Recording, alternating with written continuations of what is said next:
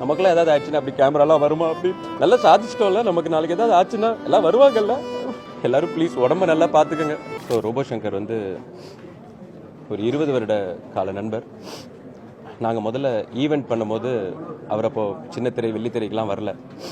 உடம்புல வந்து இந்த வெள்ளியில் ஒரு மெர்க்குரி மாதிரி பூசிக்கிட்டு அது நம்மளாம் கையில் தொட்டாலே அப்படியே எரியும்.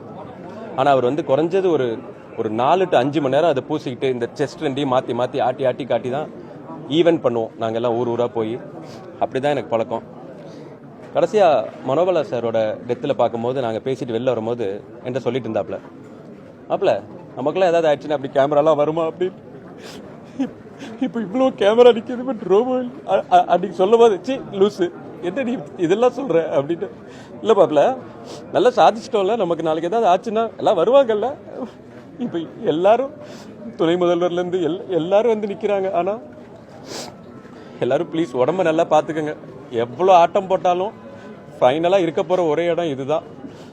தயவு செஞ்சு அதை என்னதான் ஜாலி பண்ணிட்டு அதை விட்டுறாதீங்க ப்ளீஸ். இன்னைக்கு 46 வயசுங்கிறது வந்து எல்லாரும் அந்த ஏஜ் நீங்கள் மீடியாக்காரங்க மென்ஷன் பண்ண அப்புறம் தான் எல்லாருக்கும் ஷாக்கு. ஏன்னா அவரோட உருவம் வந்து பார்க்கறதுக்கு 46 மாதிரி இல்லை. எல்லாருமே 46 தானாங்கிறது தான் எல்லாரோட கேள்வியும். ரோபோ சங்கர் தவறிட்டாருங்கிறத விட அவருக்கு 46ல் தவறிட்டாரா அப்படிங்கிறது தான் எல்லாருக்குமே.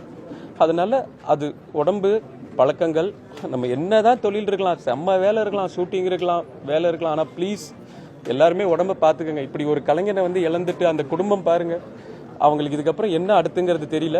ஸோ நான் வந்து திரையுலகத்தில் என்ன ரொம்ப ரிக்வெஸ்ட் பண்ணி கேட்கறது என்னன்னா, அவங்க பொண்ணு ரொம்ப டேலண்டடானவங்க. நாளைக்கு ஒரு கோவை சரலாக்கா மாதிரி அவங்களுக்கு நீங்கள் கேரக்டர்ஸ் கொடுக்கணும். இதை பார்க்குற ப்ரொடியூசர்ஸ், டைரக்டர்ஸ், ரோபோ சங்கர் போயிட்டாருங்கிற ஒரு ஏரியாவை ஃபில் பண்ண கண்டிப்பாக பாண்டியம்மா, இந்திரஜா, ரோபோ சங்கரால தான் முடியும். ஸோ ப்ளீஸ் நாங்கள் ரொம்ப கையெடுத்து கேட்குறது அவங்களுக்கான வாய்ப்புகளை கொடுங்க. ரோபோ சங்கரை நம்ம அவங்களோட வடிவத்தில் பார்க்கணும். நன்றி.